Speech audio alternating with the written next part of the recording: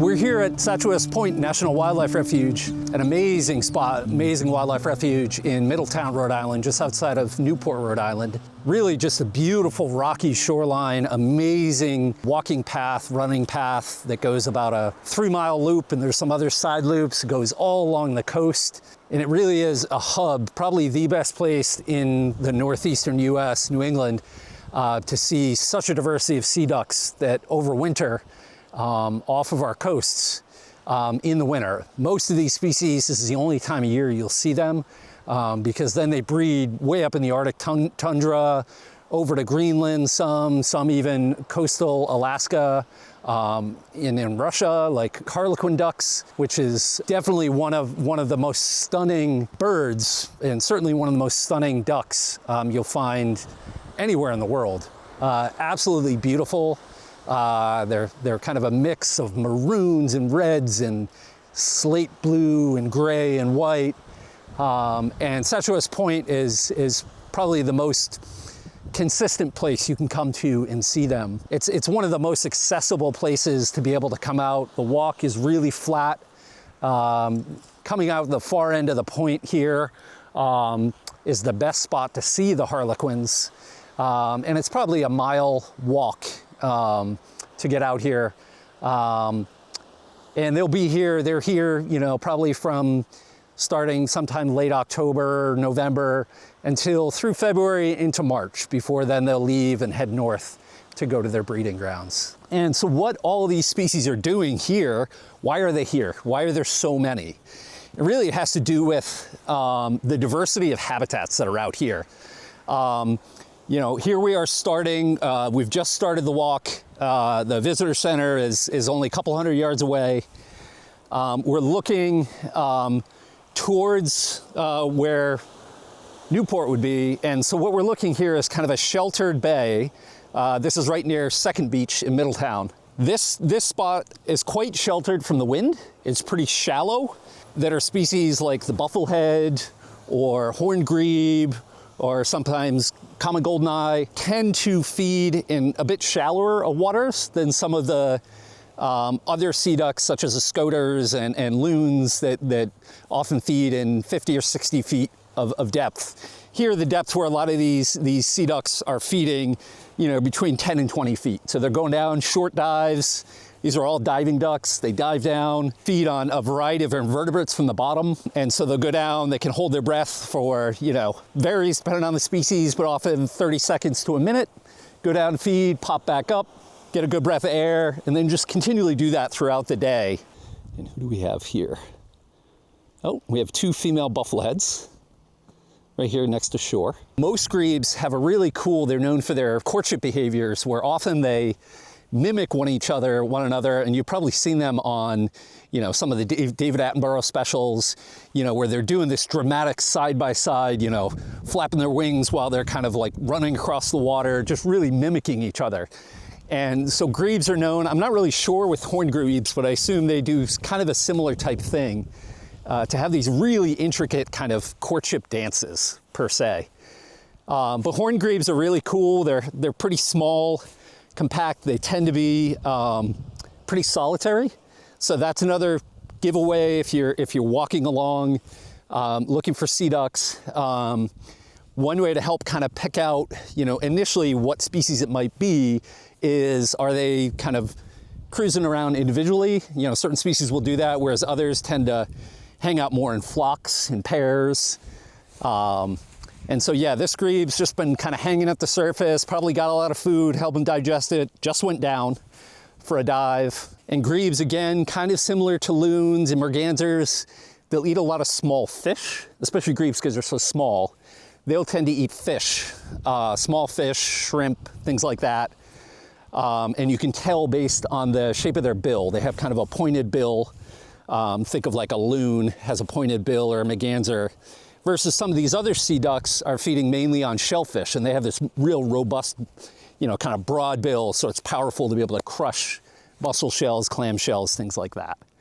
But yeah, grebes are great to watch because they tend to stay in the same place and just continually dive. They'll stay at the surface for quite a bit.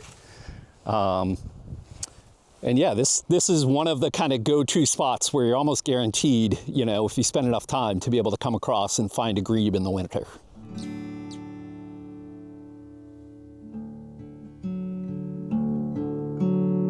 So a lot of these species, you know, because we're in the non-breeding season, they tend to be, some of these sea duck species change their plumage, their color patterns of their feathers during this time of the year. Not as much as a lot of songbirds.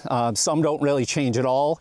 Grebes are one that do change. They're much more drab in the winter. Really the best way is, you know, kind of, you see they're kind of this like brownish color all over, but they have this white kind of cheek patch that goes kind of the lower half of their head. But during the breeding plumage, during the spring and summer, some of these species like grebes can have a lot more color. And that's, you know, largely the males, you know, and used likely for attracting females. So when you see them during the winter, some of these species are going to look different than what they look like on the breeding grounds. These prints here, they're either a rabbit, cottontail rabbit, or a gray squirrel. And actually, now that I'm looking at it, this is a rabbit. And there's a few ways I know that.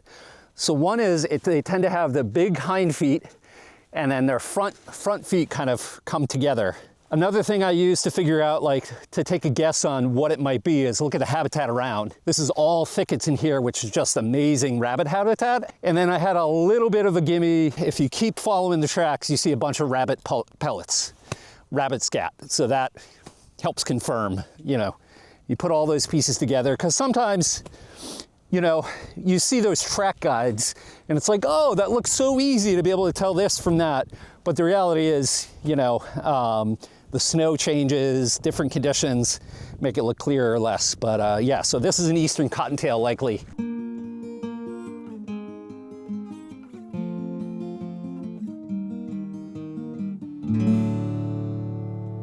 We really only have Brant here during the winter, and you'll usually see them kind of calmer waters, bays, coves. They feed on a lot of aquatic vegetation. Around here we have a lot of eelgrass or rockweed. They don't dive. They're a type of waterfowl called a dabbler, kind of like your mallards and things like that. So they basically just tip their head underwater, use their longish neck to reach down, and they kind of have their butt in the air when they're doing that. So we'll see them again during the winter. They tend to be in flocks, and a lot of people just kind of assume that they're Canada geese, but when you look, you notice they're a little smaller. Instead of a white cheek patch that the Canada geese have with the black neck and head, the Brant have a black neck with a white kind of patch or two on their neck, and then a black head. And so they're really cool. They you know, often get overlooked, but because they tend to stay close to shore in groups, you can usually get a good, watch them for a good bit of while and see them feeding, and they were just resting on the rocks here, probably digesting, taking in some of the warm sun we're having. So again, only in the winter, and Sachuest is a great spot, especially this first stretch here of Sachuest to see them. Another good trick when you're, you know, out here at Sachuest or anywhere along the coast looking for sea ducks is if you see some birds on the water, some ducks, just kind of stay in that same spot for a little while. And you might notice other birds popping up nearby, because often they're in that area because there's some source of food, good source of food below. And a lot of these species have overlapping diets. So what's good for one species might be good for others. If you see birders or someone that has a spotting scope looking out at the water for birds, ask them, say, oh, what are you seeing? Or do you mind if I take a peek? And people love to share.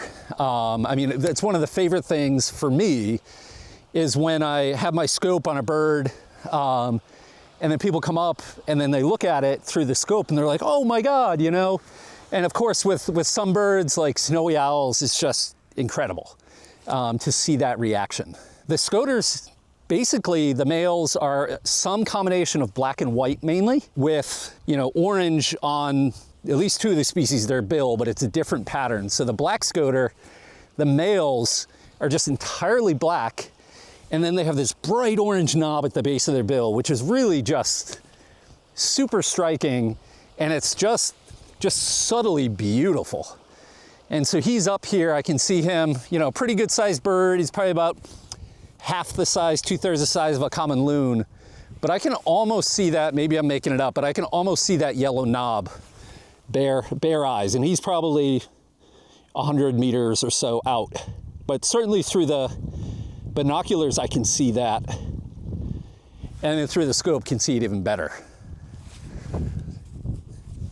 And he's out there with, it actually looks like a couple bufflehead, which those species tend not often to be feeding next to each other. Buffleheads tend to be in shallower waters, and scoters tend to be kind of more offshore, deeper waters, but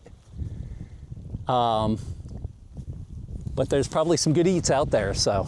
So we just saw a flock of scaup come around the point here, kind of all on a long line. I haven't estimated how many there are. There's probably, just looking at it, probably close to 100. I'll get a count, ballpark count. But scaup, there's actually two species. They're very difficult to tell apart. There's a greater scaup and lesser scaup.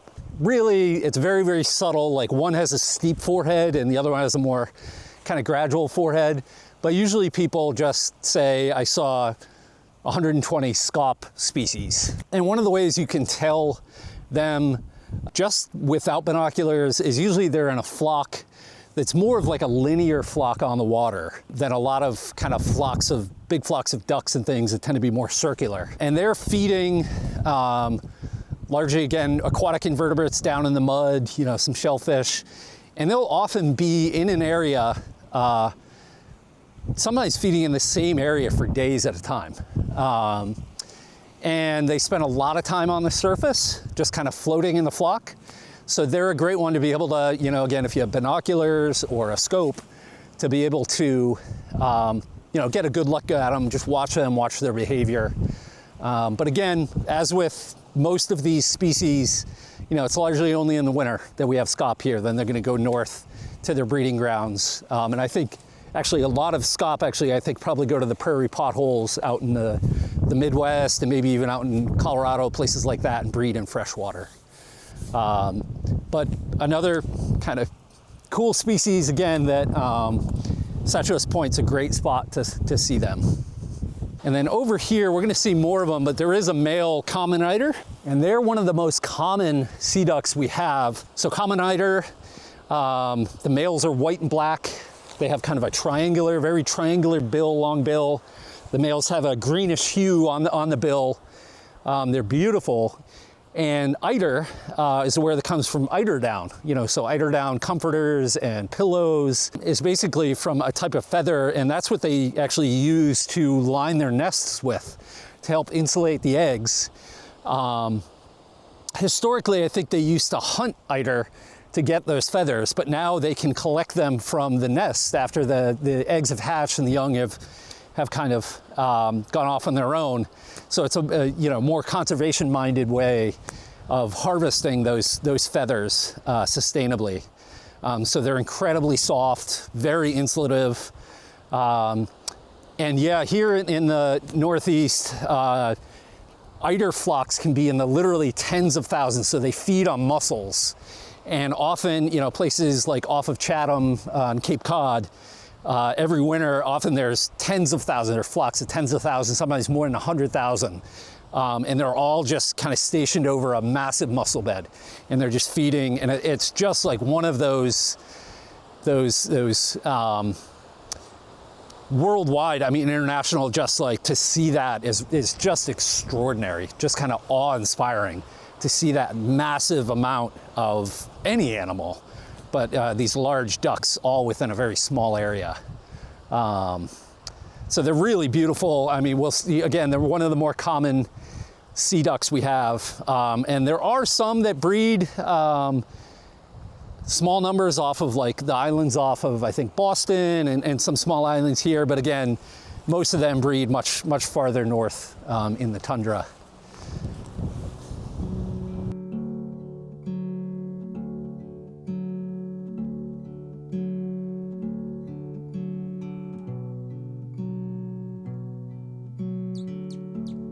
Here we have, it looks like a American robin that got predated by something. I'm trying to see if the prints, I don't see any prints that'll lead me to, you know, say, I mean, it could be a fox or coyote. Because I don't see any prints, I'm assuming maybe it's an aerial predator. So hawks and owls will take out a lot of different birds, and then they just feed on it. And then here we just see the carcass, what's left. And it's, you know, everything's got to eat in nature. It's kind of that cycle of life. So red-breasted merganser, they're actually fairly common in the winter. And I think sometimes even during the summer you'll see some, but they're different than a lot of these sea ducks in that they feed mainly on fish. And you can tell their bill is very different. It's very long, pointed, and their bill is, they don't have teeth, but it's like serrated bill. And that's what they use to help hold on to fish. So they dive underwater, chase after them, catch the fish, grab it with their bill. A nickname for them, there's also a freshwater version called common merganser that are often in rivers and still water ponds and lakes. Another nickname for them is sawbills, because basically they have that jagged, serrated bill to help hold on a fish. They're really cool. The males, really cool coloration pattern. They have this green head with this kind of, looks almost like a mohawk sticking off, spiked mohawk sticking off the back of their head, or a bird with a bad feather day, you know, bad hair day, heading off their backs. And then they have some chestnut around their neck, and the females tend to be a lot more drab.